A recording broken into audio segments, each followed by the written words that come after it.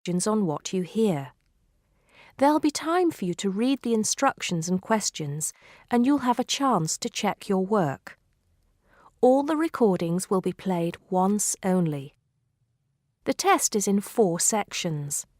At the end of the test, you'll be given 10 minutes to transfer your answers to an answer sheet.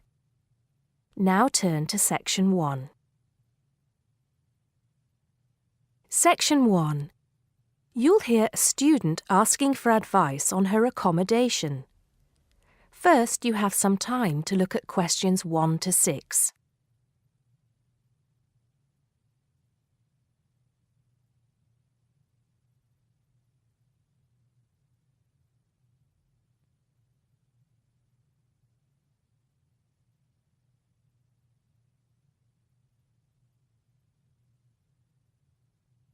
You'll see that there is an example which has been done for you. On this occasion only, the conversation relating to this will be played first. First, can you give me your name and address, please? Yes, I'm Maria Dominguez. Maria says her name, so Maria Dominguez has been written in the notes next to name. Now we shall begin. You should answer the questions as you listen, because you will not hear the recording a second time. Listen carefully and answer questions 1 to 6. Good morning. So, what can I do for you? Well, it's about the accommodation where I'm staying at the moment. First, can you give me your name and address, please? Yes, I'm Maria Dominguez, and the address is 12 Pine Tree Terrace. It's in Westcliff. I'm staying with 2 other students. There's actually 4 of us in the house, us 3 students and the lady who rents the house to us. So, is there a problem? Well, there are a few, actually. You know, I'm a first-year student, and though I lived away from home for a while when I was studying over the summer in Mexico City, I've never lived abroad, and it's a big change for me. The course is tough, but that's not the main difficulty. I'm coping with that up till now, anyway. The accommodation was arranged for you by our office, wasn't it? It's a nice place by the sea. Okay, but it's difficult. There are only a few buses, and it takes about 50 minutes. It's just so far away, and there's no way I can get back if I want to stay on after 7. And also the other thing is, there's nothing to do there. It's basically just a village. All my friends stay on campus. What about the girls you live with? Do you get on with them? Well, when I see them, but one of them is hardly ever there. Mostly she stays in a house with friends. They've got plenty of extra space, you see. The other girl is quiet as a mouse and hardly ever leaves her room. The landlady's friendly enough, though a bit forgetful, and she doesn't keep the place very clean. I don't have any real problem with her as a person, though. I understand it's rather far away. So I suppose you'd like us to find you a place in the halls of residence or closer by in the town. That would be good. You did say in your brochure that most first-year students are offered a place in halls. I think it actually said final-year students have priority there. They need the library facilities more for studying for their finals. Before you hear the rest of the conversation, you have some time to look at questions 7 to 10.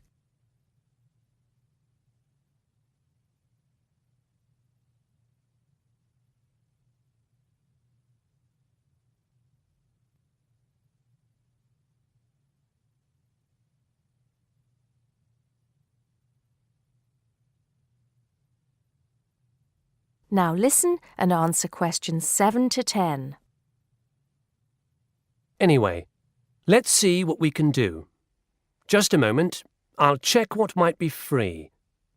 Sometimes students drop out or move from halls, though we were full at the beginning of term. By the way, Have you checked the student notice boards? You know there's one in each of the 4 colleges, don't you? There are often requests for people to share houses, and it can be quite cheap. No, I hadn't thought of that, but it's a bit of a risk living with complete strangers. Now, I see there's a room free in Hillside College. That's the one with the tall tower, right? That's it. It's the smallest college and has a reputation for being quite fun. Oh, but it's a shared room.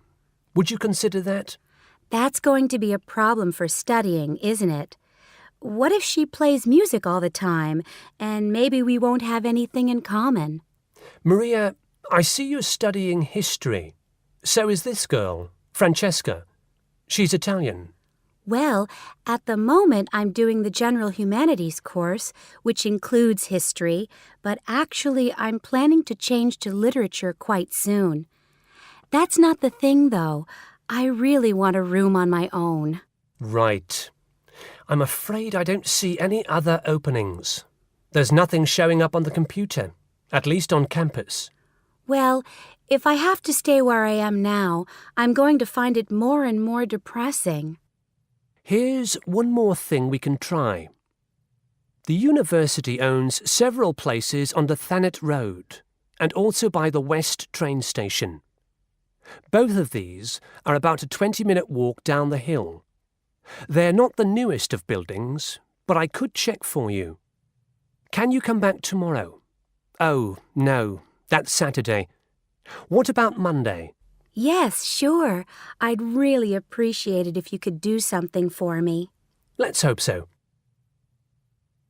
That is the end of section 1. You now have half a minute to check your answers.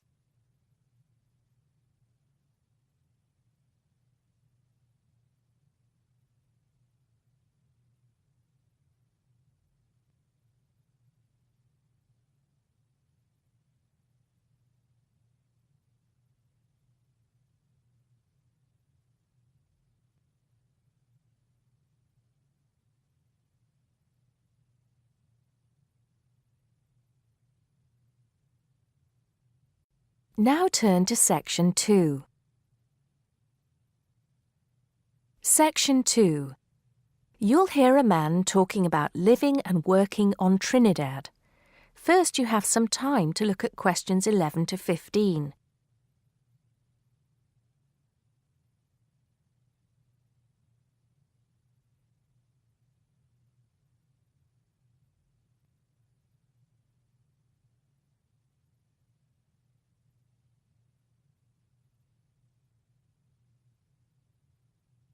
Now listen carefully and answer questions 11 to 15. Hi, I'm Steve Pinfold, and I'm here today to tell you about my gap year, which I took about 20 years ago. Unlike many students these days who go travelling or get some work experience between school and university, I decided to do something completely different after finishing my degree. I applied to work for a charity organisation. What it does is it sends people with particular skills to countries where those skills are needed. Apart from having some experience teaching English to summer school students, I didn't have any particularly useful skills, I thought, but luckily I was still accepted. I had to find the money for the flight, but you get free accommodation. I stayed with a family of 5. And you do get paid, but not much. It's a bit like pocket money, enough to get by. I worked in an orphanage and taught English at a local school. Where was I? Well, originally I was going to be sent to a village in India, but at the last minute the organisation decided to send me to Trinidad. Now, this is a fascinating place. It's an island in the Caribbean. Well, in fact, the country is actually 2 islands. The smaller one is called Tobago, which is connected somehow to the word tobacco. Anyway, there I was, a young white guy living and working on an island which is mostly a mixture of descendants from Africa and India. The Africans were originally brought over as slaves, and the Indians came later as indentured workers. That means they agreed to come for a specific time, but many of them stayed. There are also some Trinidadians of Chinese and British origin, though the native inhabitants were basically wiped out by colonialization. I myself felt completely accepted and had the time of my life. The language everyone speaks is English, so there was no problem for me there, but some concepts don't quite translate. They're pure Trinidadian.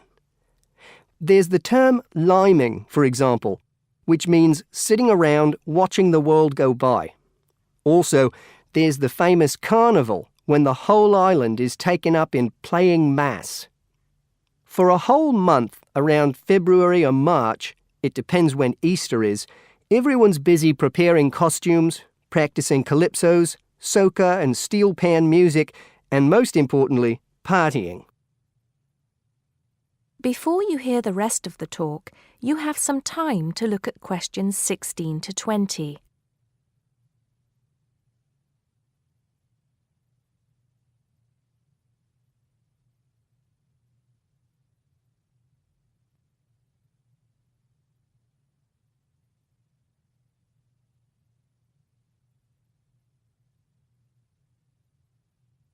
Now listen and answer questions 16 to 20. When the actual official carnival starts, it's days of 24-hour dancing in the streets. In Trinidad, it's called whining. You've probably seen this sort of thing on TV, in the more famous carnival in Rio, or even at the Notting Hill Carnival in London. Many people join bands, each one of which has a theme. For example, the Sea or Jungle Fever, and they have costumes designed and made to go with the theme. These can cost $1,000 for the king and queen of each band. They're incredible. The whole city is a non-stop party zone full of colour and sound. It's serious too. The bands are in competition and the winner gets $1 million. Sorry, I got a bit carried away with those memories. Back to my real job there. The orphanage was called St. Augustine's, and that's also the name of the place where it was, St. Augustine, a town just outside the capital city, Port of Spain. I didn't have any particular job description, just to be with the children and tell stories, sing songs and play games. Oh, and we also went camping in the jungle once. I could tell you a few stories about that particular escapade. Every time I arrived at the gate, kids would come running towards me, shouting, with big smiles on their faces. The younger children seemed fascinated by my blonde hair and loved to touch it as if it was something miraculous. The English teaching I did 2 days a week in a primary school for 6 to 11-year-olds. The kids may have been poor, but they all wore neat and clean uniforms and were so respectful and enthusiastic. I've now been teaching for many years in different countries, and I still think those were the best students I've ever taught. What else did I do while I was there? I swam a lot. Can you imagine what it's like swimming with dolphins and with pelicans diving into the sea right next to you? More seriously, I trained to be a Samaritan. That's someone who listens and supports people who have problems with their lives. Overall, what I took from the experience was a sense of being in another culture, or rather cultures. As humans, we all share many characteristics, but we express ourselves in various ways. In Trinidad, there are lots of different communities and religions, and so many different kinds of festival to see. Hindu, Muslim, Christian, as well as some rather mysterious African traditions. There are quite a few Rastafarians too. Trinidad is, as Americans are fond of saying of their own country, a melting pot where everybody is greeted warmly. Go and see for yourself. I'm not sure how it's changed since I was there, but I'd love to find out. That is the end of section 2. You now have half a minute to check your answers.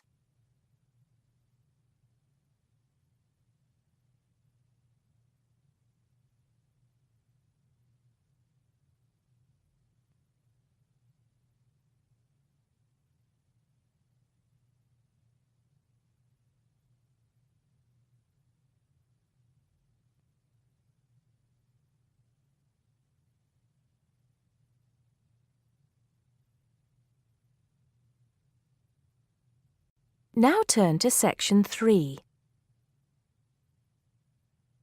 Section 3. You'll hear two students talking about different aspects of their university. First, you have some time to look at questions 21 to 26.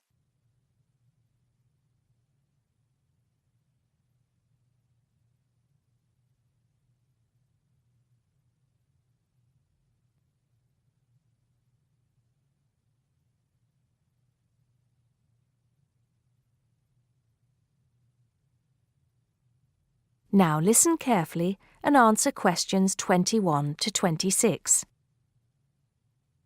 Great party last night. You should have come. But anyway, so what have we got to do here? We're supposed to fill this form in by ourselves, but I'm sure it's okay if we chat about it first, don't you think? Yeah, sure. So, there are 10 questions and we've got to tick numbers 1 to 5 for each question. 5 means really good. 1 is bad. Question number 1. Was the course well organized? We'll give that a 5, agree? Yep. No question about that. What does question 2 mean, though? Was the teacher flexible? Is it good to be flexible? Well, that means, was the teacher very strict? Or maybe she gave you more time to complete your assignment. Things like that. So for that question, we should give her a 5. She always gave us an extra day, didn't she? And she wanted to know our opinions on things. We had great discussions. Fair enough. What about this one? Was the teacher friendly and encouraging? I'm not sure about that. She was friendly to some students, but I think she had a problem with Mike and Alex, who were usually late. She did get a bit irritated with them sometimes. Yeah, we weren't too happy about them either, though. I know it was a bit early, with classes starting at 8:30, but you choose if you want to sign up to them or not. So that's no excuse, really. Yeah, they could have taken the evening classes if they didn't want to wake up early in the morning. Now, what about these questions on the course books? Look, the business studies book was interesting, but I thought the human behavior one was boring. Really? That's the one I like the most, perhaps because I want to study psychology. You want to become master of the universe, managing a huge multinational company, don't you? There's nothing wrong with being ambitious, you know? The best laid plans of mice and men. What's that? Some sort of quote? Stop being so literary. Let's get on with question 5. Did you find the campus library a useful resource? Well, most of the books I wanted had already been taken out, but the internet access was definitely useful. Let's give that a 4. Okay, and the staff there were always friendly and helpful. Before you hear the rest of the conversation, you have some time to look at questions 27 to 30.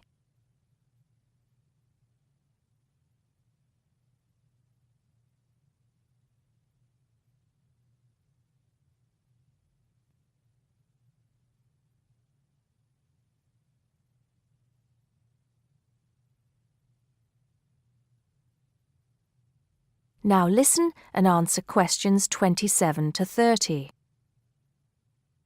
Now, what's this? You know, they keep going on at us about how we don't use the off-campus library enough. I suppose this question is to test if we know where things are there. So here's a plan of the library. You use it more than me. I've only been there once, actually. You tell me. Right. So as you go in, the librarian's desk is on your right. Directly opposite is the section for new publications, new books the college has acquired. Some of them are actually written by our own teachers, interestingly enough. Then there's lots of seating and the computers. Behind that, we've got the periodicals, newspapers and magazines. And that's before the reference section, you know, with the books you can't take out. Dictionaries and encyclopedias? That sort of stuff. Now, I do know where the management section is. It's right at the end on the left, isn't it? Just before the stairs up to the lecture theater. No. Sorry. Management and business studies, along with marketing, are all, as you said, at the back, but on the right. Oh, so what's on the left then? That's the fiction section, or literature. Now, if you want to photocopy something, where do you go? I think I remember. Isn't it one of the rooms after the entrance on the right? Yeah. It's between the multimedia room and the seminar room. They're all behind the librarian's desk. What about the toilets? For those, you have to go downstairs. That's where the computer studies section is too, for some reason. Let's get on with the next question. That is the end of section 3. You now have half a minute to check your answers.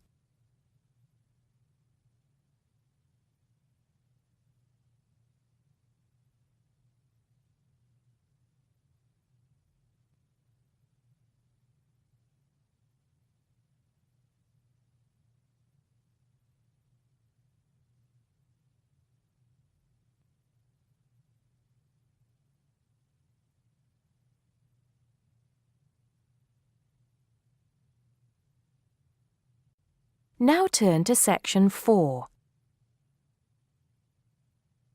Section 4. You'll hear a lecturer talking to students about sport in Ireland. First, you have some time to look at questions 31 to 33.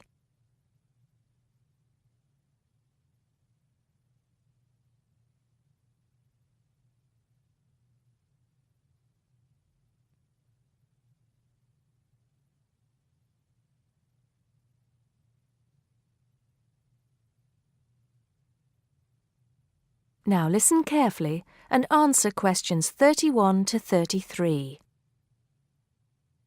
Now, today we're going to be finding out about the most popular sports in the Emerald Isle. That's Ireland, of course. Can you guess what they are?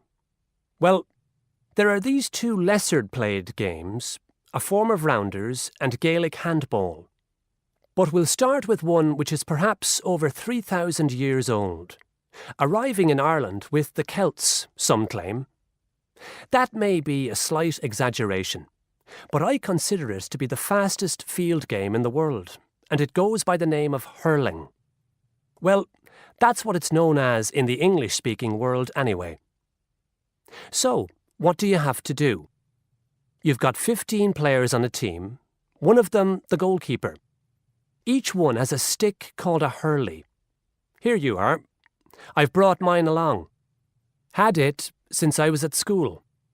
This is what it looks like, and basically you have to get this ball, called a sliotar, that's S-L-I-O-T-A-R, so it's not spelt the way it's pronounced. You hit it into the net for 3 points, or you can hit it over the net for 1 point. The goal looks like the letter H, with the net under the crossbar. The goalie has a bigger stick than the others to help keep the ball out. You can also catch the sliotar and run with it for 4 steps maximum, or bounce it on your stick. Is that clear to you all? I'll be showing you a video a bit later, so you can see what a game actually looks like. You might like to think of it as a mixture of lacrosse, hockey, and baseball. Oh, and it's played by women too, but it goes by the name of camogie in that case. Before you hear the rest of the talk, you have some time to look at questions 34 to 40.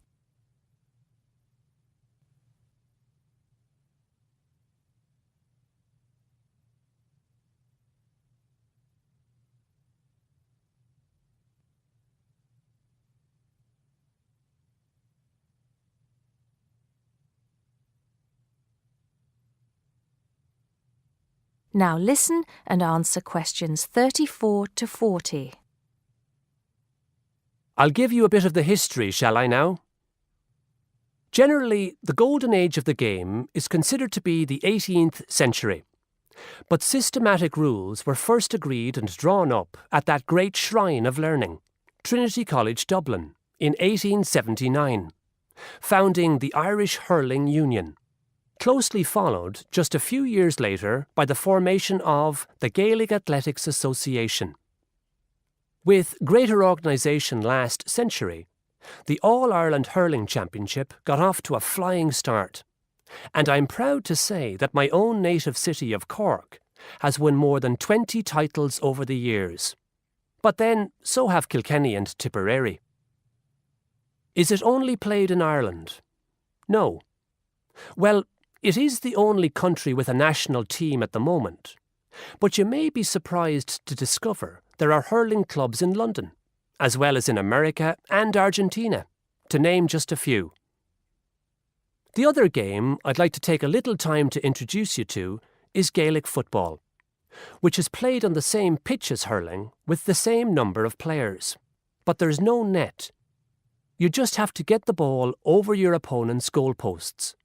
And you can do that by kicking or punching the ball.